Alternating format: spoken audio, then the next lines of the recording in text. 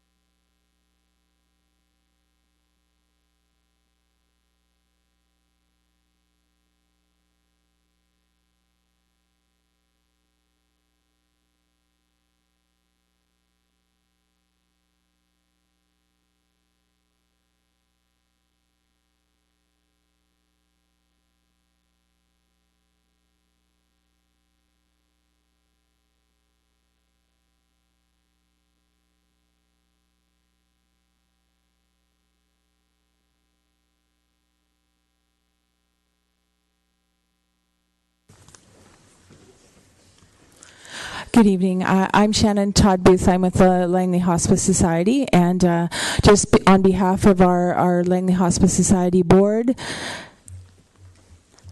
and stand back from the mic, the Langley Hospice Society board, our volunteers and our staff, I just want to express our extreme gratitude both to Mayor and Council and to the Township of Langley Firefighters Charitable Society. With the influx of support that we've received, we're more than 75% of the way to our goal of $1 million that will help us truly make our new house a home for end-of-life patients and their families. So thank you with gratitude. I think it's just shows what a caring and compassionate community we have, and grateful. Thank you. Thank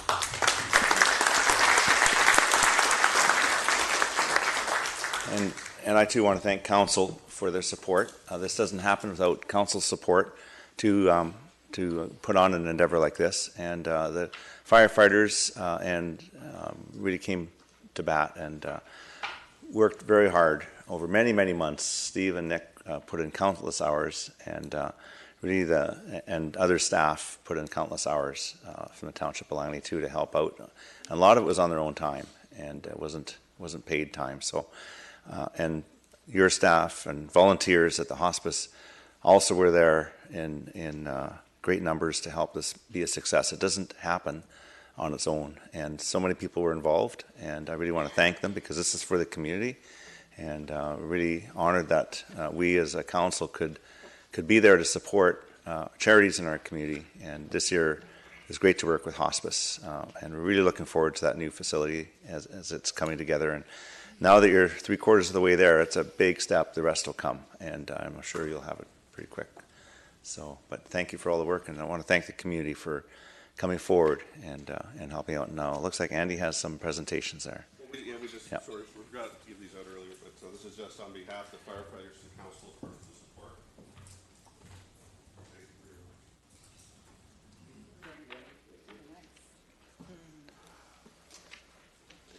Personalized. Thank you. Yes, sir.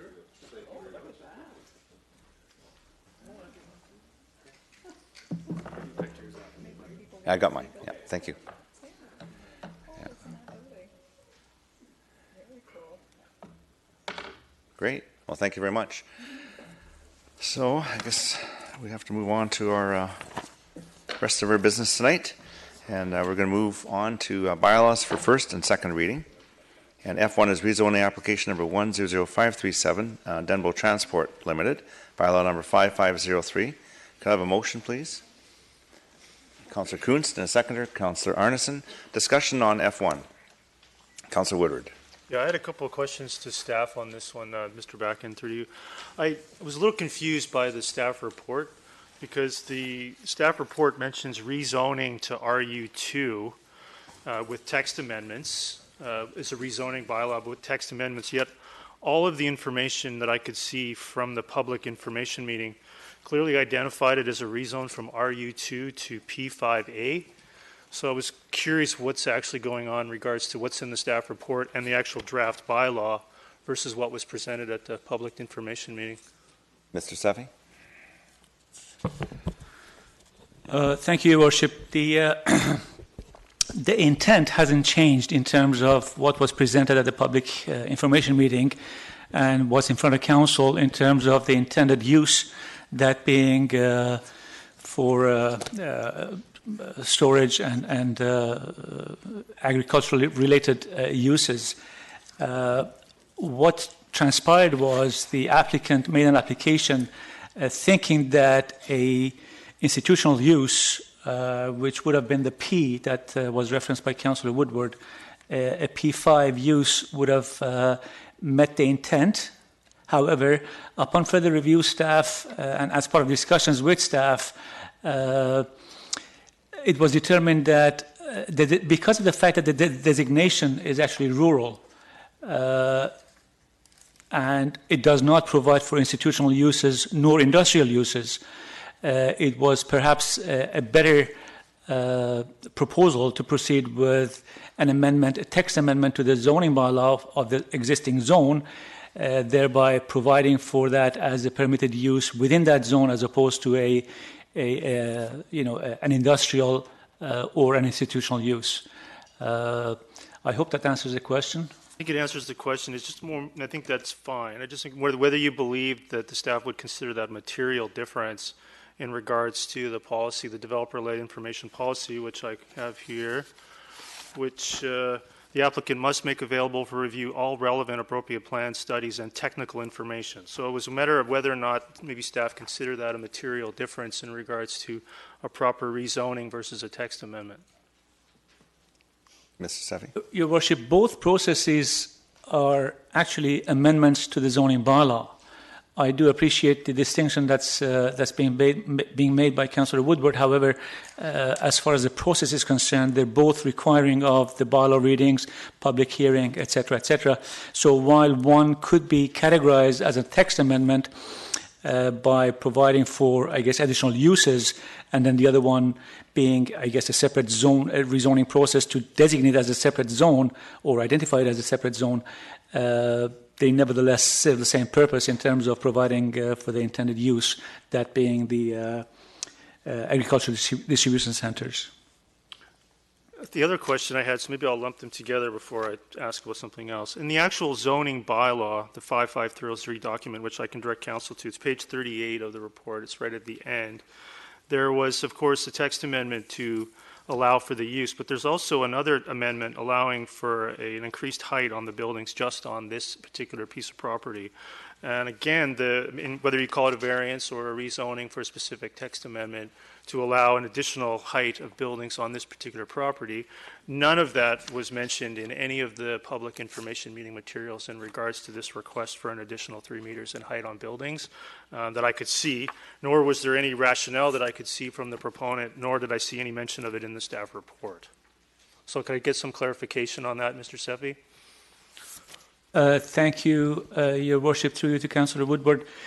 The height restriction being provided is consistent with a typical industrial use, which this actually happens to be, except that it's because it's not being designated, it is being presented to Council for consideration as an amendment to the RU2 zone. So the 12-meter height restriction is actually there in the industrial uses, in the M2 zone, which would have been the equivalent industrial designation, industrial zone. Had that change not been made, had that restriction not been imposed, the other RU2 height restriction would have been applicable, which would have been 9 meters. So based on the fact that, in fact, the intended use is industrial, the applicant asked for and was considered appropriate to have a higher building height for the industrial type buildings, that being 12 meters. Okay, well that makes sense, but I'm sort of coming back again to the intent of the developer-held public information meeting policy. The applicant must make available for review all relevant appropriate plans, studies, and technical information. So, and I may have missed it, so it's possible that I missed it, but I went through the materials and could find no mention of this request for additional height in terms of this text amendment in any of the public information materials or in the staff report. So again, I'm just wondering if we've run into a situation here where the applicant hasn't met the requirements of the public information meeting policy. Your Worship, I suggest that the changes have not been material to the discussions at the public information meeting. That's just my observation. Having said that, it is not uncommon for changes to be made based on the input at the public hearing or at the public information meeting, or information being made available as a result of the process that would then result in changes prior to an application being presented to Council. So as long as those changes have not been material or significant, staff have not, in my recollection, required another public information meeting to be held. So I'm going to come back to this pattern, again, it's just questions. The pattern of text amendments for individual pieces of property within the zoning bylaw, like we're doing for cannabis and doing this here, why not, again, just rezone it to the use, and as it apparently was initially anticipated by the proponents themselves with the way they presented it at the public information meeting. So I'm not sure I can resolve that at this point, maybe hear from other members of council, and if there aren't any, considering getting some more information why we're pursuing a text amendment versus a rezoning as the proponent themselves seem to anticipate. So I'll just leave it there for now, Mr. Mayor, but if there's no other speakers, then I'll look for a motion. Okay, thank you. Councillor Long? Well, my understanding with the public information meetings is just to try and get a bit more clarification, a bit more public engagement before the public hearing is held, which is where council makes its decision. I don't attend the public information meetings. Others are members of council may, but I usually look for the information to come when it comes in the report or comes to the public hearing. It's the public hearing where it matters. So this is all very interesting, but I think it should go to public hearing where it can be discussed in full there, and then we can make a decision based upon the input that comes from it. The public information meetings, I understand, may shape the application in many ways. It may kibosh it completely, or it might alter it, I think. So it's all part of the process of getting it to public hearing. Is that not true? That's what I understand Mr. Seffi had said. It is That's part where of the the process. decisions are made. Your Worship, if Thank you. I could, this might help. It might make matters more complicated. I think the reference to the change of direction is what's perhaps causing some confusion. Originally, I believe the thought was to go for the P5A, which probably would have accommodated the higher height without any necessity for changes, and then it was changed back to a text amendment for the R2A. I think the question is, well, what happened with the height? Well, I think the height just reverted to the R2A, therefore it's not deemed material because of the original submissions. Where it got a bit complicated, though, is why was the change made from the P5A to the R2? If you look at the OCP, the land use concept, you can see we're more consistent with the light green throughout. The light green is intended to represent the rural zoning, so the thought of changing it to a P5A would, in fact, add, more ambiguity to the overall plan, because we have some isolated parcels that are, if you will, white, and we're trying to actually make them more the light green to be consistent with the overall plan, to indicate this is intended to be more of a rural agro-industrial area, or a rural industrial area, if you will, a light industrial area, than having the approach being taken where it could be deemed to be more of a heavier industrial area because of the reference to rural. Mr. Seffi, is that a good synopsis? That's correct, yes. Thank you. Okay, Councillor Woodward. Yeah, so this is my last chance here, so I'll try to ask some questions. So that confuses me a little further, Mr. Backen, because the use to the north, the use to the east, and the use to the west are all P5. So if this piece here is going to have an industrial use similar to the other three adjacent pieces of property, why not proceed with the initial rezoning to similar uses that are all adjacent for that area? If the intent is to keep it rural, that may be different, but that's not the uses of that's not the zoning of three adjacent properties. Yeah, you're quite correct. The zoning of the adjacent properties is P5A because they were originally, and some are still currently, township property representing landfill sites and as well some of the gravel pits that are being reclaimed, in the process of being reclaimed, and as well the waste transfer station. The rationale I think staff took was we'd prefer to see those all being the RU zones over the long term. That may or may not happen, depends on the process. So we didn't want to encourage to see further additional P5 or institutional zones in the area. We're trying to restrict that and take it away, and hence why I think they made the change from going to adding additional institutional zones to, in fact, modifying the RU2 to represent what the rural plan originally intended. Yeah, there seems like there's a fair amount going on here, but that's not really in the staff report. So I would like to make a motion to refer this back to get some additional information, find out why the staff report contradicts the information presented to the public. I take Councillor Long's comments sincerely, although the developer-held public information meetings are not intended for council. They're intended for the public to give a more advanced notice than a yellow card a few days before a public hearing. So I value the process. I know a lot of effort from Mayor Froese went into this policy, and I don't find it onerous to meet the basics of presenting all the information, including a variance request, not a variance technically, but a text amendment for additional height that wasn't presented to them during that public information meeting. So I'd like to make the referral back to motion back to get more information about some of the information we've been given by staff, and to consider requesting the proponent repeat the public information meeting. Thank you, Mr. Mayor. Is there a seconder? Second by Councillor Richter. I don't need to speak to it. Thanks. On the referral. Do you wish to speak to it? No, I don't. Okay, thank you. I'm satisfied with the explanation from staff in that the intent and the uses of the property are basically unchanged with this designation as it was presented at the public information meeting. And just to confirm, is that correct, Mr. Seffi, that the information that was presented under the other zone, or the P zone. That's correct, Your Worship. Is The same- intended use did not change. Okay. It was how it was categorized or how it was presented in terms of the actual numbers associated with the zone that would have changed, if that's the right way of putting it. From Title, just the that's name. the title. Okay, thank you. So no, I'm satisfied with that. I won't be supporting the referral. However, if it goes that way, then I look forward to coming back. Councillor Ferguson. Yeah, thank you, Mr. Mayor. I whatever happens with the motion's fine with me, but I'm not going to support a motion to refer it back. I think the staff has given us some answers to the question, and looking at the location, looking at the site, looking at the designations, certainly all the conditions have been met. Certainly public information meetings change from time to time, even when the fire folks are here. There's even applications where the fire suppression and the application where trucks go in and things like that has to be changed as well. Not all the time, but sometimes from time to time they do change. So I think the answers given from the councillors' questions were given by staff, and I think I'm happy with those answers. I can't think of any other answers that would come to mind other than opposing the application, which we all have that opinion to do. But I'm satisfied that the answers, I'll be supporting it. Thank you. Thank you. Councillor Woodward. Yeah, I think I'm sensitive to that. I think that there's some reasonable viewpoints in that regard.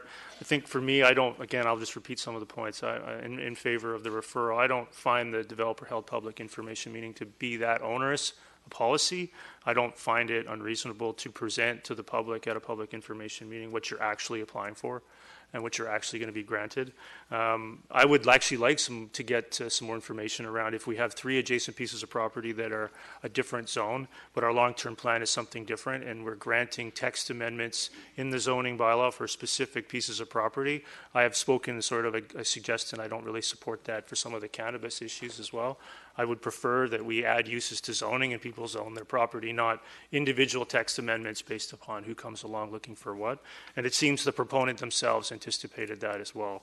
So again, I don't find this an onerous process. Either we support this process or we don't.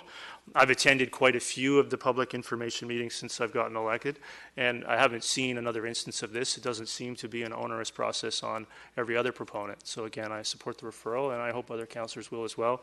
I don't find it that troubling, and I would like to get have some time to get some additional information about our long-term plan for this unique corner of the township. Thanks. Thank you. One question for staff. So the change from the P zone to the RU text amendment, was that recommended by staff? Your Worship, just a quick comment in terms of the existing zones that likely predate the rural plan, which actually provides a designation. This map is actually providing the designation for the area, which, as Mr. Backen referenced earlier, there aren't any plans for anything in terms of a change in the character of the area that is consistent with other uses. The fact that there are other properties in the area adjacent to the subject that are zoned institutional is just a historic fact that predate the rural plan. With that in mind, Your Worship, your question as to whether it was staff recommendation to the applicant, yes, it was part of the discussion. As I said earlier, the applicant had made the application based on a zoning bylaw amendment to change the site's zoning from RU2 to P5. And that was, as part of the discussions, decided to not be the most appropriate given the context of the OCP, and the application then changed to an amendment of the text that would provide for that specific use on that specific site within the RU2A zone. Okay, thank you. So then it seems to me that the proponent did do a public information meeting based on their initial application. However, staff made some changes, but the intent of the whole property, the use of the property, is consistent with the P zoning. So I think I have enough information to support this going forward to first and second reading, but not to support the referral. Thank you. I will now call a question on the referral.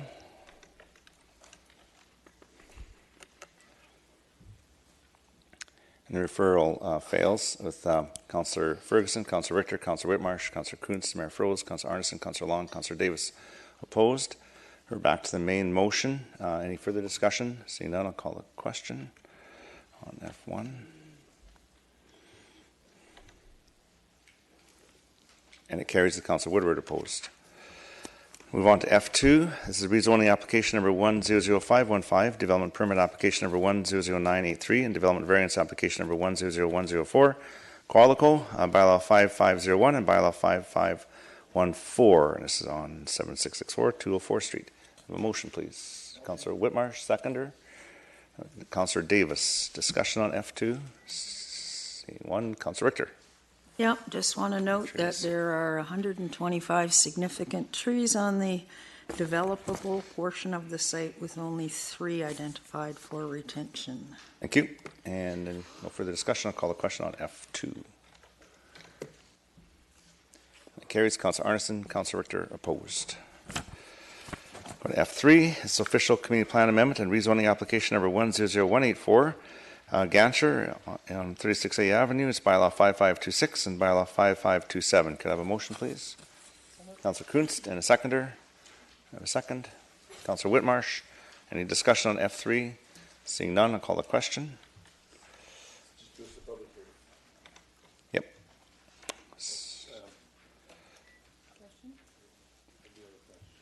Oh, okay. Well, sorry. I'm going to. Is it going to change your vote? I'll just close this and we'll accept the vote and you can ask your question. How's that? Unless you want me to cancel the vote. So I already called the vote. We're going to have an amendment of some kind, is what I'm thinking. Because the CAC's involved in this. Am I in the right one? Mr. Backen? The references, I think, to the CACs we've been discussing. There are CACs involved, but with the passage of the resolution as it is, the CACs remain payable. No waiver was granted. That's right. This is a first second. So sure. Go ahead. Just. You know, maybe that we might want to refer the CAC portion to the policy that we discussed this afternoon. I don't know. But this one is, I don't know if this one applies. That would be possible. This one does have a CAC issue with it. It did not meet the criteria, so it did not meet the exemption. The policies we've been referring all met the exemption.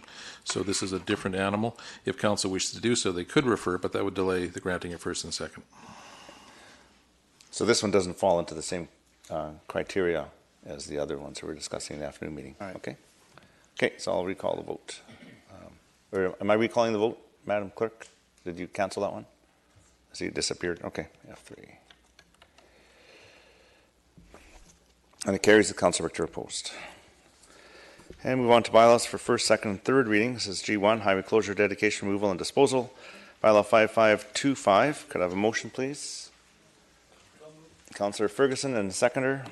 Councillor Kunst. Discussion on G1, Councillor Long. Well, Your Worship, I'm not going to support this. I think we should hold off here a little bit. It's, I think what we might have here is our 2 departments that work very hard for us. We've got traffic and we've got the land folks. I think there's a third option somewhere in here where this piece of property may or may not be part of the future transportation network. I know it's on our master transportation plan, has been there forever, that this corridor needs to be protected. And under that plan, I suppose this piece of land is surplus, but we don't know really where we're going to go with it. It's not a lot of money, and I hope it's not going to impede the development of the property, but I won't be supporting it. I think council should deny it and think twice perhaps at this point, and we can bring it back if need be. Great, thank you. Is there any further discussion? Seeing none. I have another point too, so I don't know where the vote will go, but there is also... We don't until we call the vote. Okay, Councillor Long, go ahead. You're going to call a vote pretty soon, I guess, unless somebody else wants to make a motion. So I don't want to fog it up, which I'm very good at, because there's also a pedestrian connection between 273rd and 272nd that's been lost in this area.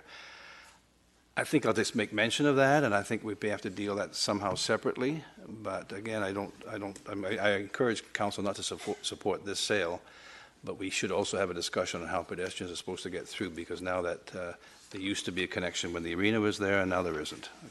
Thank you. Councillor Woodward. Yeah.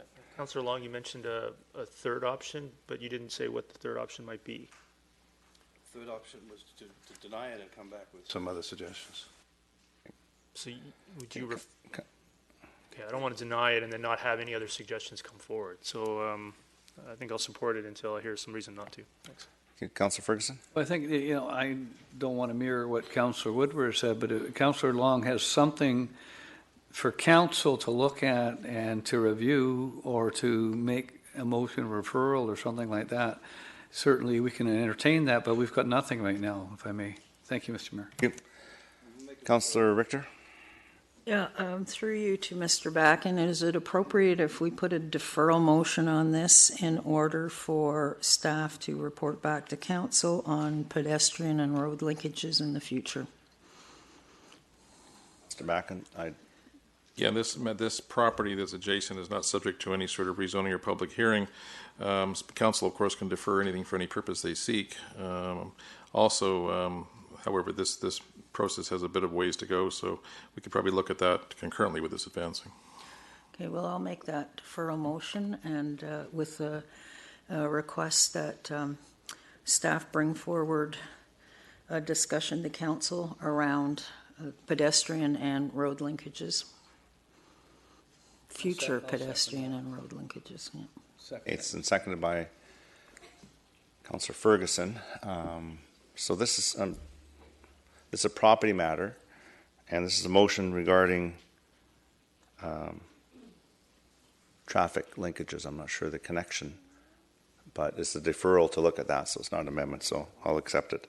I'm not going to support that. I think this is a property matter. It stands on its own. If there's concerns or information or questions that council have regarding the master traffic plan or traffic master plan for that area and linkages and roadways, that's a separate discussion. This is a property issue that doesn't change anything. We still maintain the right of way over that, so I'm not going to support the deferral.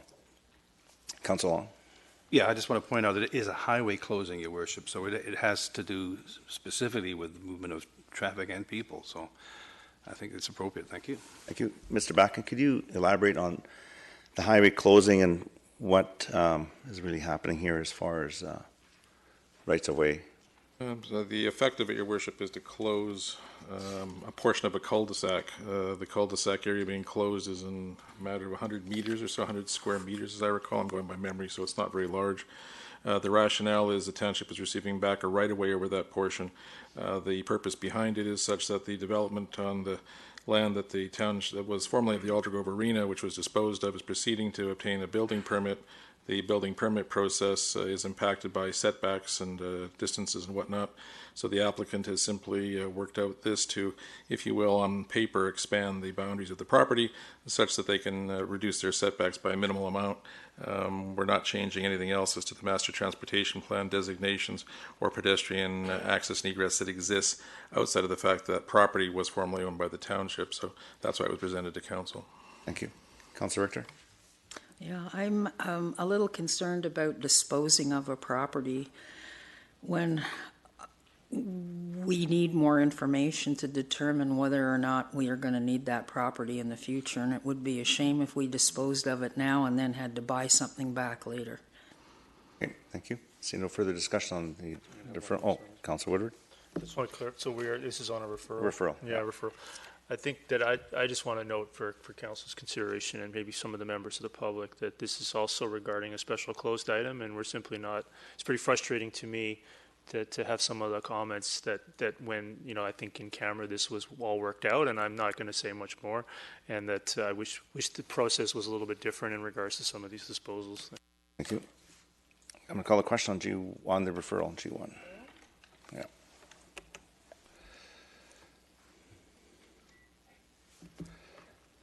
And the deferral passes with Councillor Whitmarsh, Councillor Kunst, Mayor Froese, Councillor Woodward opposed. Move on to bylaws for final adoption, and I1 is Cannabis Production Farm Bylaw, bylaw 5496, 5497, 5498. Could I have a motion, please? Councillor Arneson, a seconder. I need a second. Councillor Ferguson. And at this point, so this has come back, and we've had some discussion. I'd like to make an amending motion. I would like to amend under Part 9, Section B, 2. That would be to remove the words, to remove a minimum of 90% of the orders, comma, or, and to remove the entirety of 9B3 to be deleted. So that would be my amending motion, if I could have a seconder. Councillor Kuntz seconds. On the, I think I just need to clear the screen here. Okay, can we push it again? No, push it, yeah, thanks. Councillor Woodward. Yeah, so. On the amendment. Yeah, on the amendment. So, yeah, I'm a little concerned about removing the 90% because we're not clear on what the other two bodies are going to determine. So, Mr. Backen, I think we discussed this at some of the previous meetings in regards to the fact that if we adopt the red and we reduce the strength of the bylaw, that if we go back to strengthen it later, if we don't like what these two boards determine, that we would have to then go back to the ministry. Partially correct. If we didn't like what they determined, we could ask the ministry to overrule them, but the boards supersede our jurisdiction, so it's highly unlikely we'd be able to go back to the ministry to seek the bylaw to be reinstated. Instead, we'd be seeking the ministry to lobby the structure as to how those boards made that decision. So the other alternative process to simply adopting these red line amendments would be to adopt the bylaw we have drafted currently, and if we run into some problems down the road, we could weaken the bylaw without having to go back to the ministry. Is that correct? Quite likely at that point, though, the catalyst for the weakening would likely be some sort of order by a court or the ministry themselves, which I don't think the ministry would take any position on. Thank you. Councillor Kunst. Yeah, so the reason for the bylaw was to protect the rights of property owners in the area. But if we're not in a position to enforce our own bylaws, then, yeah, like Councillor Woodward, I look forward to finding out what those industry review boards threshold, what that will be. But at this point, if we can't actually enforce our own bylaws, then I will support the amendment. Thank you. Councillor Whitmarsh. Yeah, I also support the amendment. I think the difficulty in measuring the 90% of odors is something that's actually quite difficult to do. And so because of that, we end up with a bylaw that actually isn't really measurable. So in that case, it makes sense to remove it and to see what happens with those standards prescribed by the BC Farm Industry Review Board or Metro Vancouver. Thank you. Councillor Richter. Yes, I can support the removing of the 90% for the same reasons as Councillor Whitmarsh just referenced. But I'm concerned about the loss of number 3. And so I'd like to amend the amendment by reinserting all of number 3. We'll just go for division. Just move division. Move division? Yeah, okay. Of the amendment. Okay. All right. So you move division of the amendment. Seconded. Show of hands. All those in favor? Opposed? Carried. So we'll go by division, but I'll go through the speakers list, and they can speak to both both amendments at this time. So, Councillor Richter, if you wish to speak to the second yes, part. I think the idea of having, we know from long experience, or maybe not that long, but that odor is a significant issue with these facilities. And having a reasonable person test as a measure of odors that are acceptable, I think, is a defensible position, and that's why I would like to see it left in. Thank you. Councillor Ferguson? I think it's important that we get the bylaw right. We don't want to get ourselves in trouble with the ministry or in a situation where we can't look back and then the whole thing gets thrown out and we're stuck. So I think it's a good solution for now, and certainly we'll review it in the future. Thank you. Mr. Seffi, wave me down for a comment. Mr. Seffi. Thank you, Your Worship. I don't know if it helps or not, but I'll offer this, Your Worship. The category under which the two clauses that are being discussed by Council are placed is the management plans. And I would like to, I guess, draw Council's attention that the intent here is for a qualified professional engineer to provide a management plan that addresses these things. So without a definitive threshold or a cap or some kind of a criteria, it would likely not be possible for a professional engineer to provide a management plan that addresses anything. So what I'm saying is it needs to be, I think, from a technical perspective, something that is measurable, and it's actually a description of what is being proposed, that's being presented in the bylaw as opposed to the necessity of bylaw enforcement. I don't know if that, as I said, made it clear or confused things, but again, it's the intent for the management plan to be presented that allows for a certain threshold to be met in terms of orders not escaping the building. That's correct, but we're also looking to meet the standard prescribed by the British Columbia Fire Ministry Review Board or Metro Vancouver, and also I don't have the A in front of me here for some reason. Isn't there also the requirements under other legislation by Health Canada and those? So that's what the engineer would be doing, would be meeting the standards as laid out by Health Canada and other bodies. So I'm not sure why we need to prescribe the percentage of odor when it's already been put in by those other governing bodies. I don't know, Mr. Backen or Mr. Seffi, if you can comment on that. That's correct, Your Worship. Mr. Seffi's reaffirmed that the challenge the qualified professionals have is, of course, the measurement criteria and the scientific basis for it. And what you're referencing is 90% of the odor. The challenge is the definition of odor and what that could look like. There is, I guess, certainly more ambiguity around the reasonable person test, as was referenced, but that test has been used previously, although it will cause some complications for the qualified professionals, which is, I think, is why your suggestion was that the two sections be removed and we simply rely on the jurisdiction of the Farm Ministry Practice Review Board and Metro Vancouver, who have the resources to better defend the quantification issue. Thank you. Councillor Long. I agree exactly with what he said. Thank you. Councillor Arneson. Thank you, Your Worship. I'm glad these things are being divided and being discussed as potentially being removed from there. I just want to make it clear that I think it's really important that we have a very strong bylaw, but I think it's key also to consider what are the prospects of it being upheld. And so the reasonable person standard, from my perspective, it does have a meaning in the law, but I'm not sure how often it's been used to regulate olfactory, subjective experiences of smell. And if Metro's experience with composting is any indication, it has been quite challenging for them. And so the subjectivity of odor, the odor units was not accepted, even though it is in Europe. And so I would prefer myself, with these other layers of information and also jurisdiction and regulation, that we rely on those as well as the FIRB, because why put something forward with the potential to be struck down when it already, I think, has all of the components that we need in order to protect the community? Thank you. Councillor Woodward. Yeah, I'm glad this has been divided as well. I feel a bit, based on some other discussions again that were held earlier today, that we're sort of waving the white flag before the battle's even been attempted.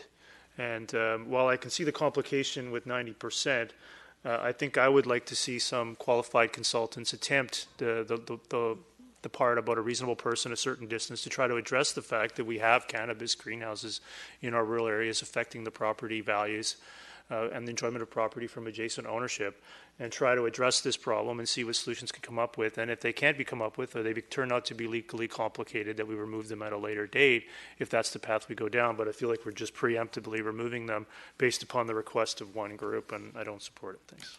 Thank you. Councillor Richter. Yeah, I'm just wanting to ask Mr.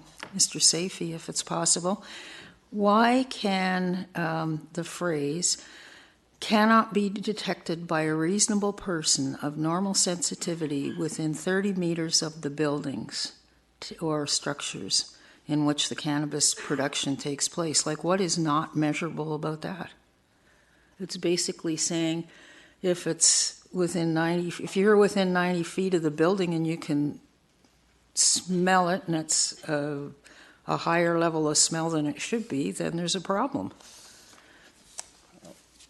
One thing, just to follow up on that, we did divide, which is fine, but I think one actually follows the other. 3 relies on 2 to ensure that odors associated with cannabis production. So 90% of odors. So I think by taking, if 2 was to be successfully removed, that first part, that part of the amendment to be approved by council, then 3, it basically equals 100%. That's the way I'm reading this. So it gets very confusing and very complicated. Mr. Backen, I don't know. Worship, some very good comments being made, and that's one of the, I guess, benefits or challenges of the reasonable person test.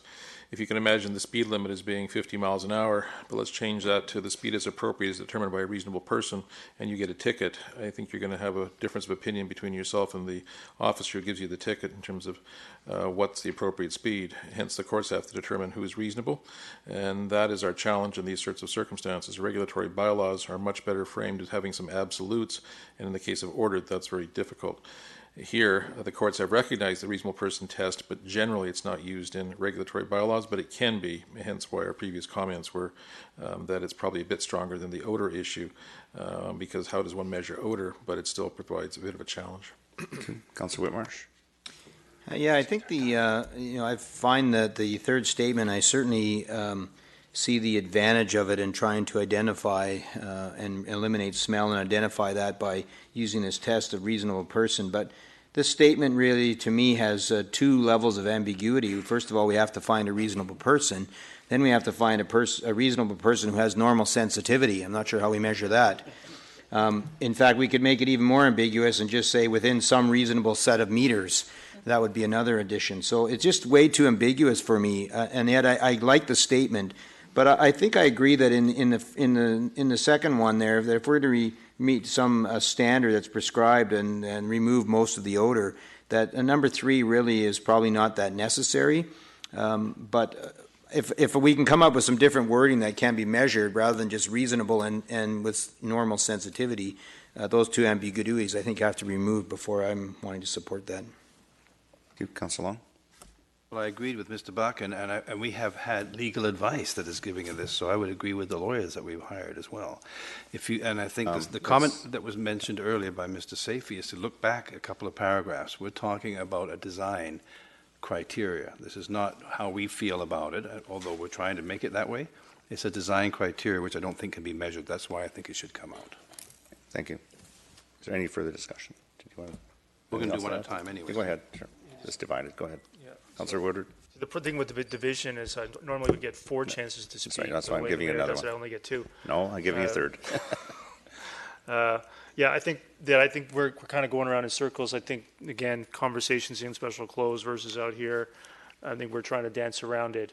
I think that I'm the same way that I have been this whole time, this whole bylaw, pass a bylaw, get it in place so that, if we have a greenhouse application tomorrow, this bylaw doesn't apply. And the weeks that we're holding off on this, I think we should approve the bylaw with maybe the 90% taken out and work on the reasonable person issue.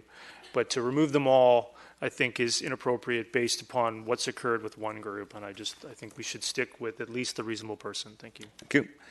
Okay, now I'm going to call the question on the first part of the amendment. So that's to remove a minimum of 90% of the orders. So I'm going to call the question. And this is I1.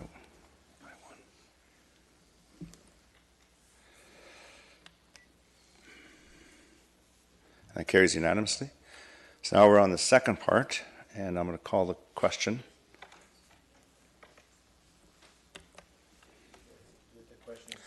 To remove 3, all of the entirety 3. And that fails, that passes with Councillor Richter and Councillor Woodward opposed. So now we're back to the main motion as amended. Is there any further discussion on the main motion as amended? I would just like to add, I'd just like to say that this has been a lot of hard work, and I appreciate this coming forward.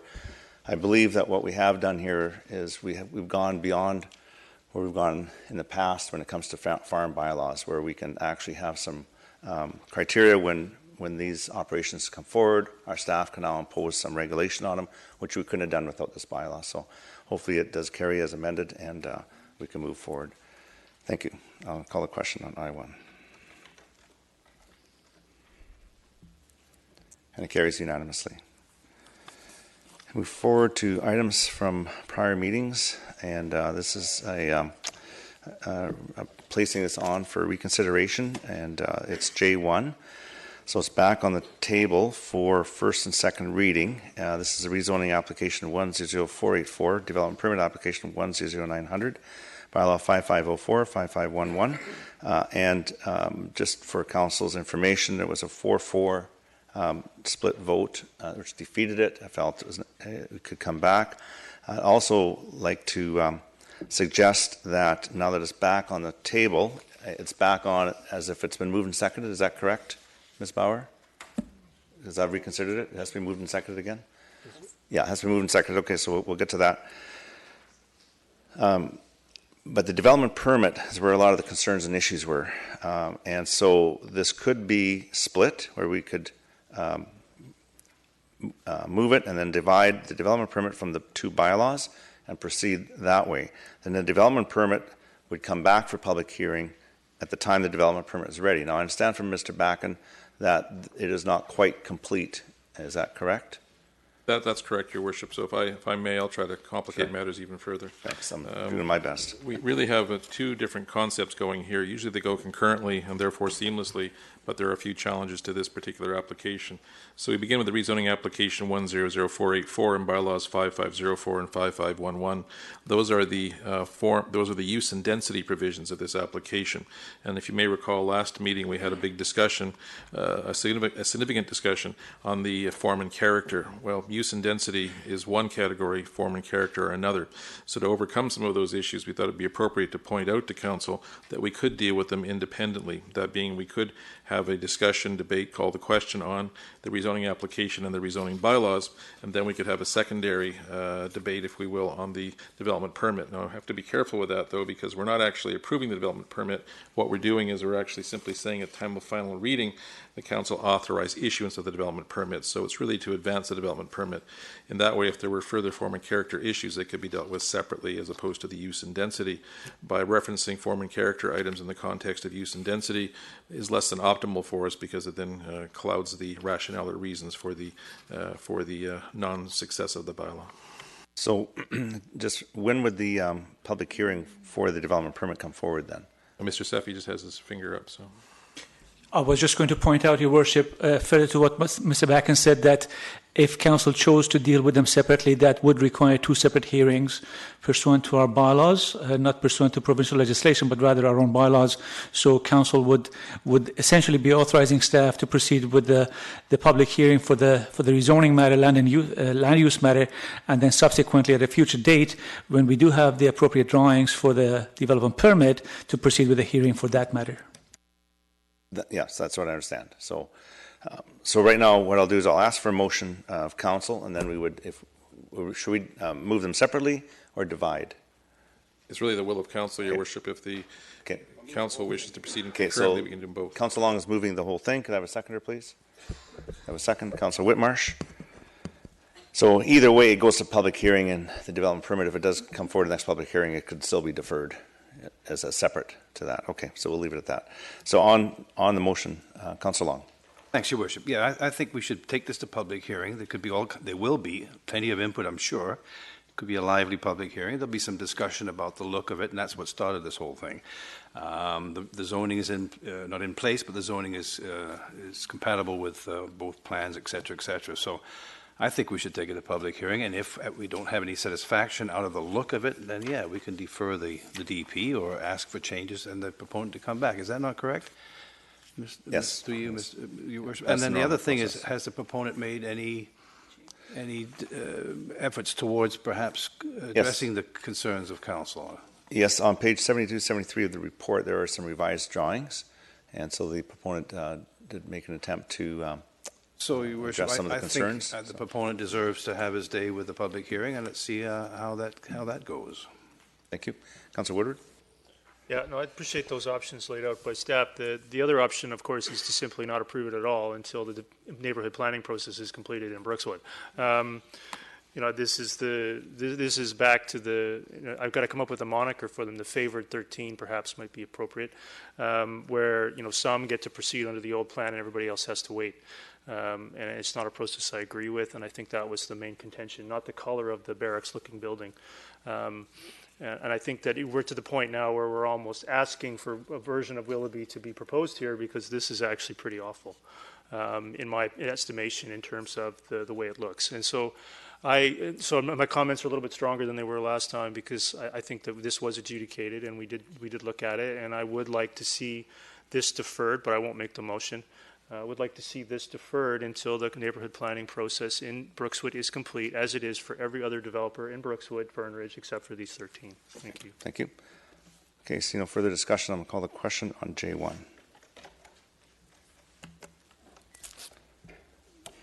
And the motion carries with Councillor Richter, Councillor Woodward, Councillor Arneson, Councillor Davis opposed. And we move on to Mayor and Council report.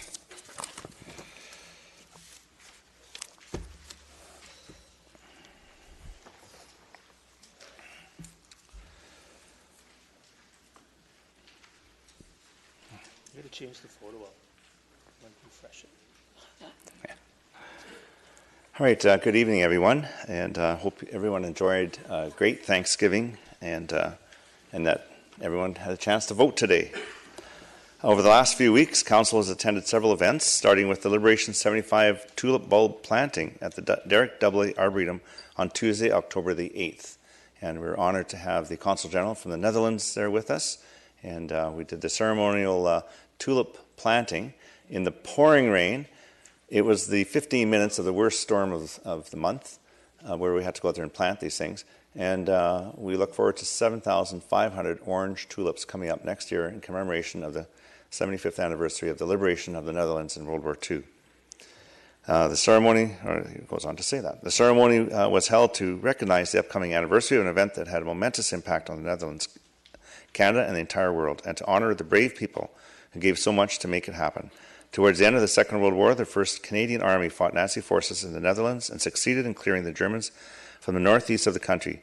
Next year will be the 75th anniversary of the liberation of the Netherlands and across Canada. Liberation 75 tulips that have been planted will bloom for the occasion. The township planted 7,500 tulips at the Arboretum, and the event was attended by Consul General of the Netherlands in Vancouver, Mr. Henk Snoeken, along with Mr. Frank de Vries, a local resident who gave a first-hand account of life in Holland during the Nazi occupation and the impact of liberation. So please come out and visit the Arboretum in the spring when they bloom. Also on October the 8th, Infinity Properties held a celebration for the Bentley, the first Silver LEED certified residence in Langley Township. Members of Council and I helped unveil the plaque at this environmentally sustainable complex, which is located in Murrayville. Council then attended a tour of the new building for the R.E. Mountain Secondary School, which was hosted by the Langley School Board. On Thursday, October 10th, I provided welcome remarks at Metro Vancouver's Sustainable Community Breakfast, where the topic was tackling single-use items in the region, plastics and beyond. On Saturday, October 12th, there was the annual Cranberry Festival, which was very well attended, as it has been in past years. I heard 75,000 people attended, and I think all of Council got a chance to get out there and either flip pancakes or check out all the great booths that were there. Even former council members flipping pancakes. It's good to see. On somebody's on a stool. All right. On Tuesday, October 15th, members of council and I attended the business walk in the Walnut Grove area, which is put on by the township's Economic Investment and Development Department. And I know that other members of council attended on some of the other days, some of the other areas, and this was well received by the business people in the area, where we got a chance to talk to them and find out any concerns that they have. And I also want to point out students from Walnut Grove Secondary were there to help. These are students taking a business class, and they got right into it and helped ask the questions and greet the property owners. So it was a really good experience for them, as it was for us. On Wednesday, October 16th, I attended the Blau Ecoforest video screening at Trinity Western University. So Trinity Western University, very proud of the Blau Ecoforest, which was purchased by money donated by Ms. Anne Blau on behalf of her family. And a nice video that describes the forest and how the students are using it for their environmental studies. On Friday, October 18th, was the 25th annual Langley Leadership Prayer Breakfast at Newlands. I'd like to thank June Treatiger for helping to organize. The guest speaker at the breakfast was Steve Wilson, Director of Development at Focus on the Family Canada. And on Sunday, October 20th, most of council, I think, was there. We had quorum. There was about 6 of us. Attended the annual Willoughby Hall dinner at the Historic Hall. I believe it was Councillor Woodward, Councillor Arneson, Councillor Long, Councillor Richter, Councillor Ferguson, and myself were at that dinner, and it was always a success. although Councillor Woodward bought the socks this time, but then gave them up. So Donated them back. donated them back. That was good. Yeah, the Kurt famous Kurt Alice Johnson. Kurt Alberts really wanted. And you got them. Yeah, all goes to good cause. On Sunday, October 20th, Councillor Richter and I attended the annual Willoughby. Oh, sorry, I'm reading the same thing all over again. So, Acting Mayor Richter attended the Melodies for Medicine fundraising concert on October the 18th, and Councillors Arneson, Kuntz, Long, Whitmarsh, and Woodward all attended the Liberation 75 tulip planting, and Councillors Arneson, Ferguson, Kuntz, Long, Whitmarsh, and Woodward took the tour of the new RE Mountain Secondary School. And Councillor Arneson and Councillor Whitmarsh took part in the Walnut Grove Business Walk. Did anybody else? I don't want to miss anybody. Councillor Arneson attended the Fraser Valley Regional Library Employee Recognition Dinner on October 9th, the Langley Leadership Prayer Breakfast on October 18th. And Councillor Long took part in the Infinity Lead plaque unveiling. Upcoming events: Greater Langley Chamber of Commerce Business Excellence Awards are this Thursday, October 24th, and Household Hazardous Waste Plus Collection event is October 26th and 27th. Is there anything that Council would like to add? Okay, so that, Councillor Arneson. Oh, thank you, Worship. Just very briefly, I just want to give a big shout out to staff. They've been extraordinarily helpful lately. We had a very good climate discussion, and some of the initiatives that we're working on in the Township of Langley are extraordinarily impressive, and it was my honor, and I guess I swell with pride to be able to talk amongst my colleagues about what we're doing, and most particularly spearheading something that could be very critical in terms of retrofitting homes, so existing homes could make use of heat pumps, which would be very helpful in terms of climate change. And the other thing that I got lots of helpful and timely information about was agricultural burning and options to that. So thank you very much to staff. Thank you. Okay, so that's the reports. Now we'll move on to other business.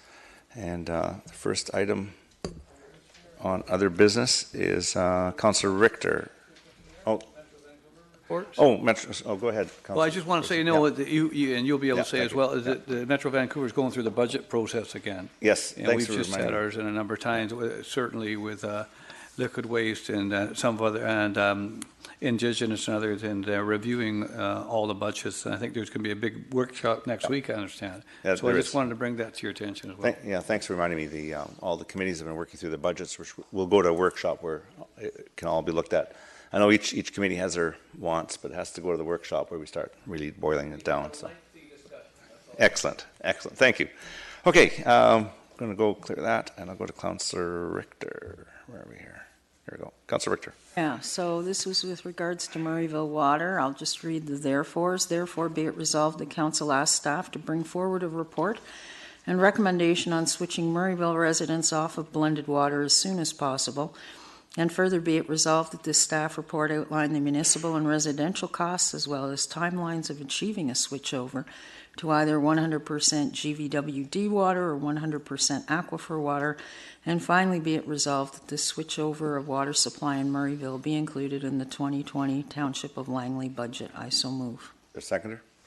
Councillor Arneson seconds. Any discussion? Councillor Richter, do you wish to speak to it? The Murrayville residents are just very, very frustrated and have been for quite a while with the fact that their water is frequently discolored and it is staining their appliances, wearing their appliances like water heaters down very quickly, so they have to be replaced more frequently.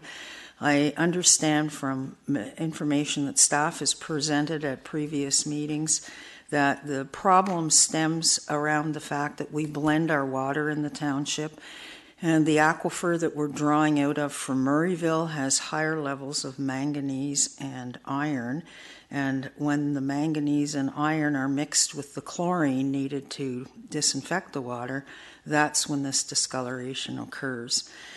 So I think maybe the time's come to put them on 100% GVWD, but this motion is clearly to ask staff to bring us forward a report. Thank you. And Councillor Long. Well, I like the last part. I think we do need a report because I'm not an expert on the water situation, but there will be cost, ramifications if we switch to GVRD. Not that it's all about money, but I think we do need to find out what's going on. So if that's what the intent of the motion is, I can support that. The staff would come and give us a lesson on water. Thank you. Councillor Arneson. Thank you, Worship. I also support this. I think it's really important. I've lived in situations where machinery and equipment has been very negatively affected by water quality issues. I'm hoping that the report will have all the necessary information, including decommissioning engineering costs, as well as the increased cost, if any, to water users for this changeover to Metro Water in the area. So I support this. Thank you. See no further discussion, so I'm going to call the question on N1.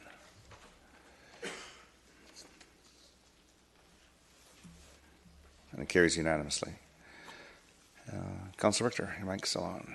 Okay, N2 concerns vanity pot lights on new homes, particularly in rural and suburban residential areas.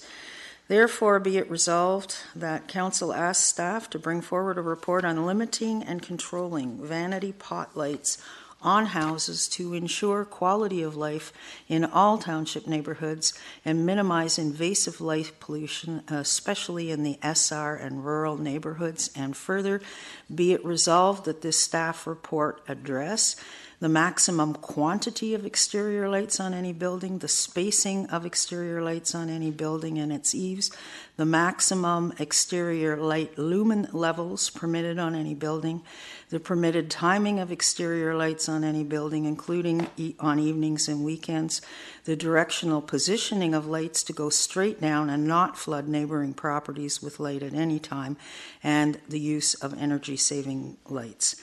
Be it finally resolved that the rules concerning the use of these vanity pot lights be made retroactive in all areas of the township, and that those properties not in compliance be brought into compliance within 6 months. I so move. For a seconder? Councillor Arneson seconds. Any discussion? Yes, I would just like to say this is an issue that has become more prevalent over the last 3 or so years as new and large homes are being built, and the discomfort that these excessive pot light systems bring to the neighboring properties. We've had a report, I've had a motion before about it, we've had members of the community come and talk to council about it. Staff did recommend that what we should do is rely on education for the most part. I personally don't think the education is working. I think this is a trend that's increasing. And out of fairness to the fact that we all live in the community and we all should be able to enjoy it, we have to stop this practice. New homes do not need as many pot lights on them as are appearing. So I'm asking that staff help fix this. Thanks. Thank you. Councillor Long. Well, I'm wondering, are we going to be having a report on this too? Because, I mean, we're talking about folks that are building their dream home, and if they want to put lights on it, that's, you know, partly their prerogative. I understand that other cities are dealing with it in terms of light that's going directly into your home and you know, invading the intrusive lighting. You know, that would be a no-brainer, I would guess, but I'm not so sure as we can just, you know, outlaw them. I mean, there's lots of descriptive words in Councillor Richter's motion about vanity lights and excessive, but what is too much and what is excessive, what looks good, what doesn't. I guess that it depends on the individual.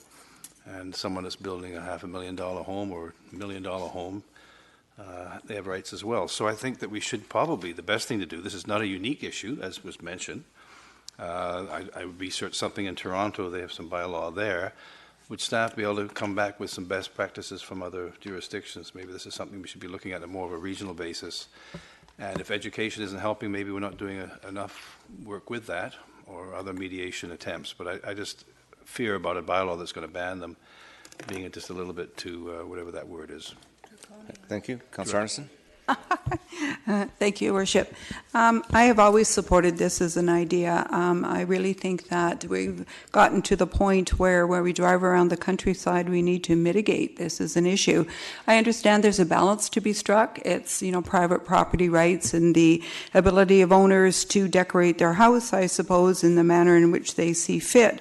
But there is an issue that's been identified by many different communities. It's a loss of amenity because over-illumination is actually taking away from your use and enjoyment. I have gone by some properties that literally, it looks like I'm on a set or a stage somewhere where it's really, really overlit. And so, you know, subjectively speaking, I assume that maybe it's not an issue for some, but I think particularly in our rural areas, it's a problem. And it's not just a problem for the neighbors, it's a problem because it's really not good for a lot of wildlife, and it's not good for just the expectation that a lot of people like to live in the countryside because it's quiet and it's darkish. And so, you know, when you take that away and you have no control over that, I think it's something, and if voluntary measures are not working in education, I think we need to ramp it up a little bit as other communities have done. Thank you. Councillor Richter. Yeah, I mean, if Councillor Long wants to refer this to staff for a preliminary report on best practices, I could go along with that kind of a referral. But I really think we have to address this. We've been able to address light levels in industrial areas, and you will recall, Councillor Long, all the discussions around Gloucester and how we had to have directional lighting on the outside of those buildings so that the neighbors wouldn't be disturbed. I think we should be doing the same thing with these pot lights on houses. Okay, I'll second your referral. Referral's been moved and seconded. Councillor Whitmarsh, you had your button pushed. Do you wish to speak, Councillor Whitmarsh? Yeah, I think certainly getting more information is helpful. We've certainly seen it growing more in our different communities, and so I'm happy to find out what the best practices are and what other communities are doing with this regard, and it makes sense to me. It's just a report, so I'm happy. Thank you. Any further discussion? Seeing none, I'll call the question on the vanity pot light referral. Carries unanimously. Okay, we move on to N3. Okay, N3. Just give me a second here. Okay, you're up. Okay, good. Yeah, so whereas a significant portion, this is about irrigation systems in shallow well areas, whereas a significant portion of Township of Langley suburban and rural areas currently rely on shallow wells, whereas new development in these areas involve large homes which often have underground irrigation systems, whereas irrigation systems for lawns in SR zoned areas rely on shallow wells, and whereas shallow well irrigation systems drain water from neighboring properties, therefore be it resolved, the Council asks staff to report on how to protect shallow well areas from being adversely affected by lawn or other irrigation systems. I so move. Is there a seconder? So Arneson seconds. Yeah, Wish to so speak to it? again, this is to get a report. I think this is an issue that's going to continue to appear. My concern, and it was brought to my attention by neighbors in the area that I live in, with regards to the fact that we're all on shallow wells, and what happens if somebody runs all the wells dry because they're irrigating their lawn. And because it's on private wells, there's no water regulations during the summer months. So I just think that we should be asking staff to flag this as a potential future problem, and maybe there are some solutions. One solution I could think of is if you're going to build a new house in an area like that and you're going to irrigate your entire acre or 2 acres of lawn, then you should have to drill a deeper well, not rely on the shallow well system to run the irrigation. But that's just one idea. I'd like to hear what staff would recommend. I used to irrigate my pumpkin patch on my 20-foot well. We didn't run out, but there were pretty nice pumpkins that year. That was quite a while ago. Mr. Backen, just on this, is this jurisdiction of the province, and is that something, if this goes to staff for a report, we need to know where our jurisdiction lies, and I'm kind of thinking this may be provincial jurisdiction when it comes to groundwater, but maybe you could elaborate. That's correct, Your Worship. Groundwater does fall under provincial jurisdiction. I look at the motion and note it's for a report on how to protect them, so there may be options given that jurisdiction, but that's something we can fully explore. That's fair enough. Thank you. Okay, seeing no other discussion, I'm going to call the question on N3. Carries with Councillor Ferguson opposed. Is there any other business? Motion to terminate. Councillor Davis, seconder. Councillor Whitmarsh, all those in favor? Opposed, carried. Don't go away, nurses. There's more to come. We have the public hearing coming up. Unless you want to go away. But I heard you're going to stay till 9. Is that right? Okay. Yeah. So we'll just transfer over to the public hearing.